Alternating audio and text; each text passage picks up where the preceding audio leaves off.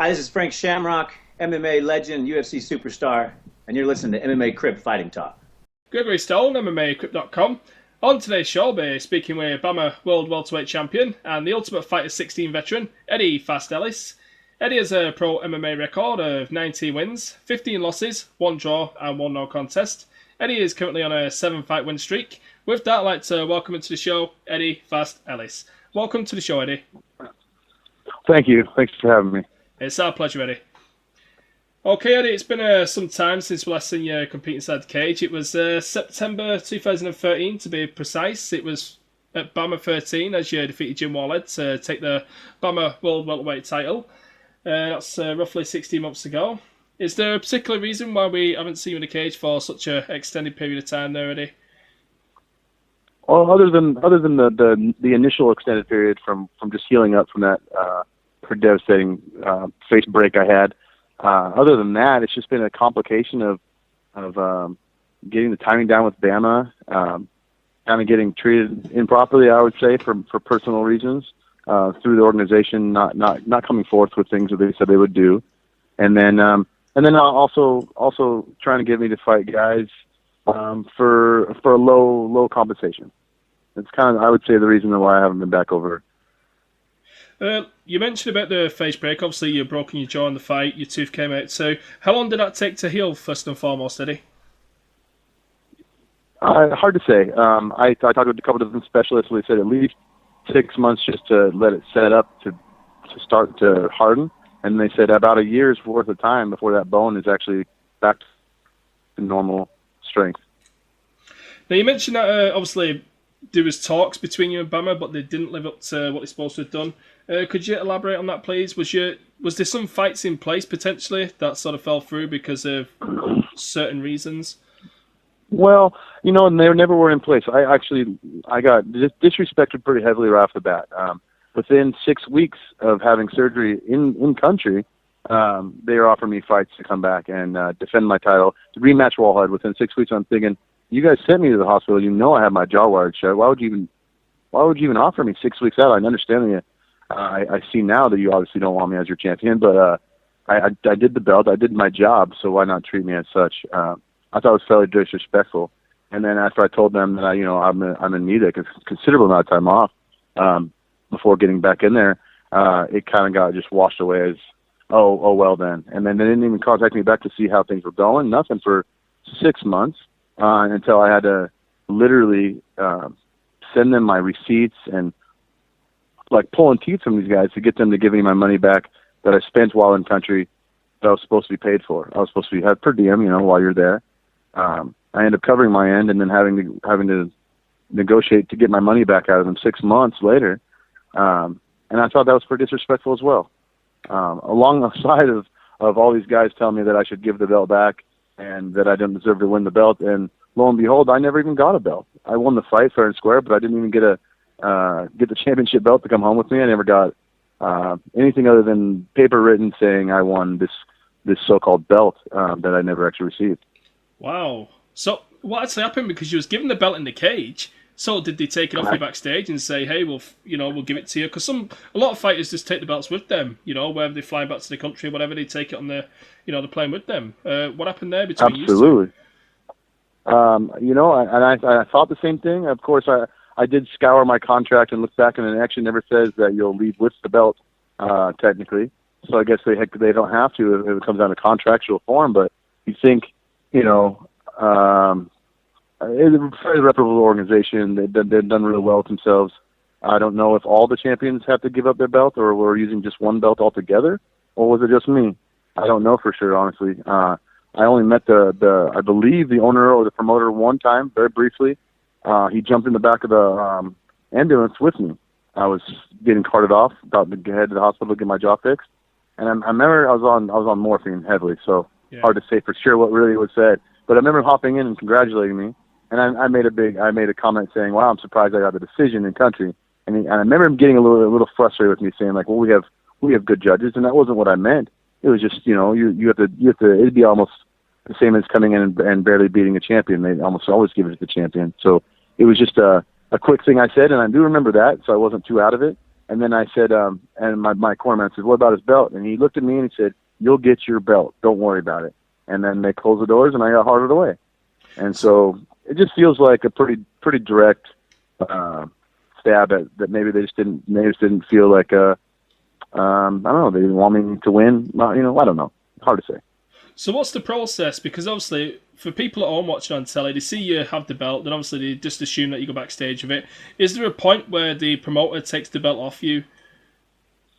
Never before. This is my fourth title belt to win in my career, and you go back and do the interviews. You have the belt on your shoulder. Yeah. They talk about it. They talk about your fight, and literally in the middle of my second interview, I had a guy peek over to the guy's shoulder that was asking me questions, and then point at my belt and ask for it back. And I don't know if they even showed that interview, but I got real disappointed, and I took it off right away. And they told me, no, wait for the interview to be over. And I thought, no, I don't care if you're gonna take it away. I know what that means. I know how this goes. I've seen other organizations that do this. You take the belt away, and I ain't getting it back. And lo and behold, and there you go. Wow. Well, you mentioned about the decision there. You didn't feel like you would get the decision in the UK, obviously, because you're not the hometown guy. Obviously, Judo Jim Wally is a big name in the UK. Now, this brings me on to a certain subject. Now, I like Frank Trigg because he's, he covers MMA really well. I watch his interviews with MMA Oddsbreaker.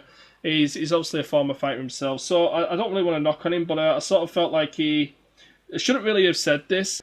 He's entitled to his opinion, but he got in the cage for his post-fight interview. The first thing he said to you when you're getting the belt strapped on you, you're there as the champion, is from the commentary booth, I didn't feel like you won the fight, Eddie. Now, was you a little upset with Frank about that? His first comment being, I sort of didn't feel like you won the title. Eddie, we got to be honest, from the commentating booth, we thought that it swung the other way. What did you honestly feel when you walked off that ring, especially after losing a tooth in the first round? Not at first. Not at first. I see how people can sit cage side and see something when especially they're emotionally invested. I feel that Frank, after watching and hearing the commentating, hearing him the moment I even walked out of the arena, to walk out to the cage, he was already starting in on comments that were not only rude but they were incorrect. He thinks that I trained with this other fighter that he doesn't like. And I think that's why he got this big bad attitude against me. Two reasons. Because he doesn't like the guy he thinks I train with, which I don't. And then two, he got beat by Wallhead, and he didn't want me to beat Wallhead. He wants to at least let his record shine through to make himself feel better that this awesome champion has beat me, and that's the only, he beats everyone else and he beat Frank. But since I beat him, now Frank is third man on that totem, and I think it was just more emotionally invested on it, and I think that's, an improper side for a commentator. They shouldn't be emotionally invested in it. They should give their heartfelt of what they actually see, not what they're worried about their own ego side. So I feel like he disrespects me heavily. If you watch the pre-fight preview interview he gives me, we do a Skype here at my gym, and man, he's giving me all kinds of credit. Saying, I'm pulling for you, Eddie. America, blah blah blah. And I get there, and it's every single word out of him is how I train with this other guy, and I run my own gym, but it's just he's so off base, and it's like he didn't do his homework. And I feel like it was just an emotional thing he did. Yeah, you talked about the interview you did for MMA Oddsbreaker. That's the ones I enjoy. He really breaks down the fights really well, covers the sport well, but I do feel like he gets too personally involved sometimes. There was a case after yours. He interviewed Ollie Thompson right after the bout. Now, as far as I'm concerned, every fighter is entitled to their own opinion. If they didn't feel like they lost, then they didn't feel like they lost. He's just there to ask the questions, not to give his opinion. Ollie Thompson felt like he wasn't choked out. He felt like the referee stopped it too early. And Frank's being kind of rude, saying, come on, you got caught. Patting him on the shoulder. It comes across quite rude and disrespectful. We've had this with Colin Fletcher too. He got his facts wrong about Colin, quite rude and disrespectful. So maybe it's something Frank might need to change in his game a little bit. But you mentioned that BAMMA don't want you as their champion. Is there a particular reason you feel that way, Eddie? Other than obviously taking your belt and... Yeah, well, I mean, I can understand this. I never fought for BAMMA before my title fight. They needed a fighter that was semi-equal to Wallhead's record, because he's a great big record. Yeah. I was willing to fight anybody in the world. I'll tell anybody that right now, anybody.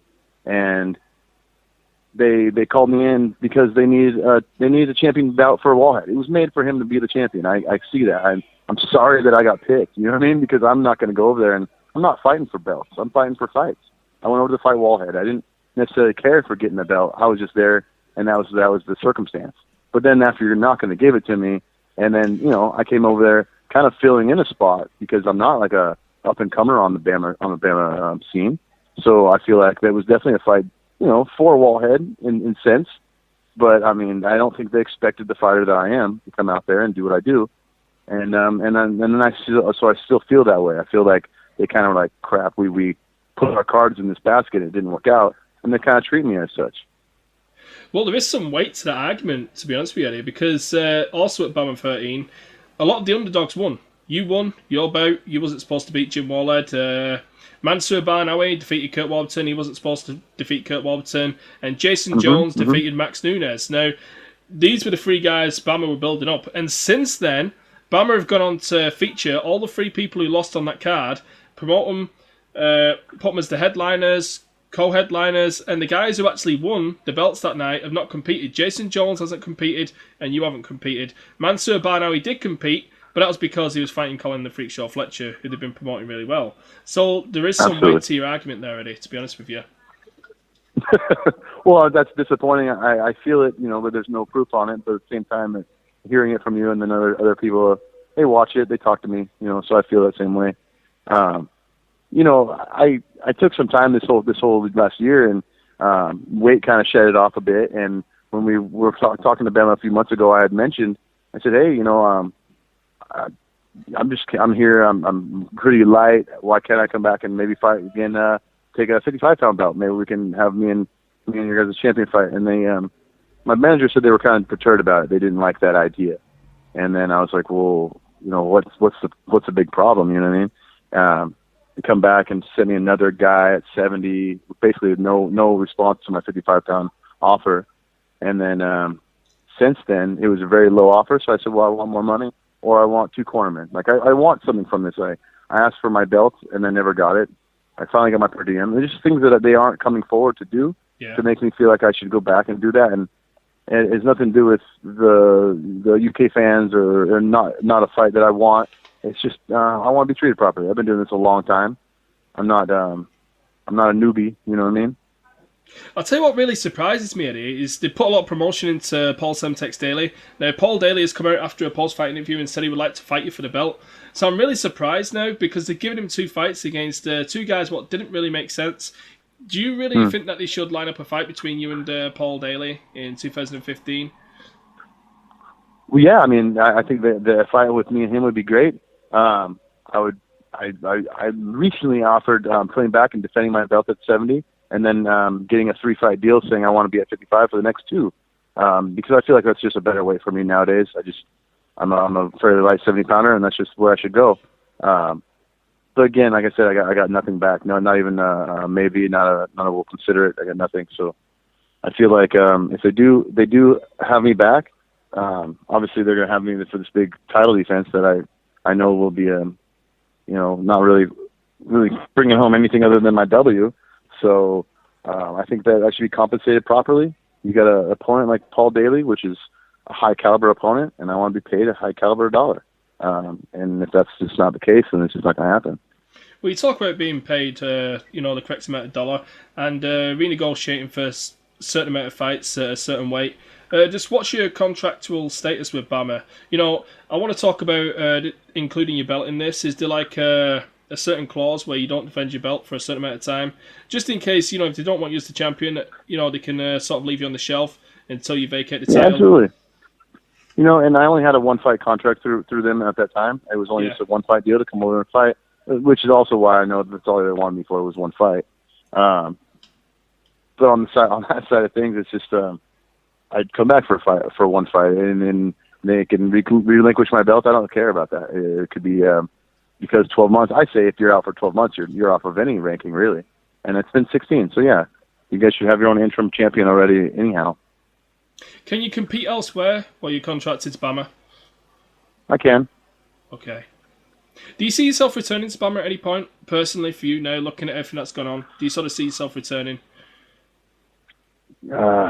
Difficult to answer because there hasn't been much said recently. and I'm still talking with my manager about other places, I guess we're willing to really just take any offer, honestly. I want If they're going to come back and make it right, then yeah, I'd definitely fight for BAMMA again. Well, I want to talk about Lisa for a second because obviously she's got a UFC contract now. I wanted to know, how does this play into your career? Because obviously, you have a child together now. I'm assuming with one of you fighting, one of you would have to stay at home and look after the baby. Just how does Lisa having a UFC contract now sort of play into your career? Well, we've had a pretty steady career, both back and forth for years now. Her and I have been fighting and managing our relationship for 10 years together. Yeah. Obviously now with the baby it's a little more difficult, but at the same time, she has her parents, our daughter's grandparents watch her when we're out. We all took off for the UFC together. The baby stayed at home. So things like that they're all manageable. It's just a timing thing, man. They mentioned this is back when they were offering me a fight at 70. It was right around the same time Lisa would be fighting for the UFC at that finale card. Yeah. And so that was going to be a rocky one, but then it basically washed away when I asked for said, well, yeah, once you guys give me the belt and things like that, and then they just stopped offering it again. So at this time, it really won't matter much at all. Her and I have fought separate. I went to BAMMA for that belt alone at the time because we just had the newborn. So yeah, it's really doable. We've done it for quite a long time. Obviously, you was on the Tough 16 show, so I'm just wondering, was there any advice that you gave to Lisa before she actually went into the house? Yeah, I tried. I gave her some advice. The biggest hardest part is realizing that it's a game show. It's really not. I mean, no matter how real we all want to be there as fighters, but you're fighting 2-round fights. They're expecting a whole bunch of you, regardless of your training time, and you just gotta kind of roll with the punches. Can't be too serious on that show the whole time, otherwise it'll drive you crazy. But their series was a bit different than mine. Obviously, at least I got along with some people. Those girls seem to be pretty hard on each other. Lisa did lose a tough finale bout to Felice Herrig. It was a very highly contested contest between them both, very competitive. Just how tough was that loss for Lisa there and yourself? Because you could tell Lisa trained really hard for that fight. Yeah, it was strange. Almost one of those fights I've been there. I've had some long time off between fights and not knowing how you're going to compete when you come back out there and you start and you feel like you're underwater almost. You're slower. You're almost watching yourself fight, and that kind of looked like one of those fights she was in. She has light years upon light years of advantages on the ground beyond Felice, and it looked like there were even competitors on the ground, which is not the case. Lisa's been a multiple world champion in the FILA World Grappling Championships. Done so well in gi and no gi, and her ground is ridiculous. And that's what we definitely neglected was even sharpening her tool on the ground. We thought once it hits the ground, that fight is night and day yours. And when she hit the ground, she looked like she was underwater or fighting in quicksand. It just seemed to swallow her up, and she wasn't moving like she normally would. And Felice was on her again that night. It definitely made a good fight for the crowd. I was freaking out a bit because like I said, watching her in multiple fights in the past, when she hits the ground, it's usually hell on wheels and girls have a hard time keeping up. And her slow pace and her movement was freaking me out. To round out the interview, just how long are you going to give BAMMA to renegotiate you a fight before you actually move elsewhere and compete for a different company? Oh goodness! If another company came up and gave me the right match tomorrow, I'd fight there. It doesn't matter, honestly. Like I said, my ultimate goal is just to fight for the biggest organizations and the best amount of money at this point in my career. And whoever comes forward with that is the next on the list. That's all I really care about. Okay, one last thing, Eddie. Is there anything you'd like to say to your fans, the BAMMA fans, or even the BAMMA offices who might be listening? Well, any of the BAMMA fans, I apologize to you guys for not coming back and giving that second match for Wallhead right off the bat. If I could have, I would have. Now that he's at another organization, I don't know if he won it, but I'd be sure happy to move around and find that fight if that's what people want to see. Okay, from the MMA Crip Fighting Talk Show, thank you for watching.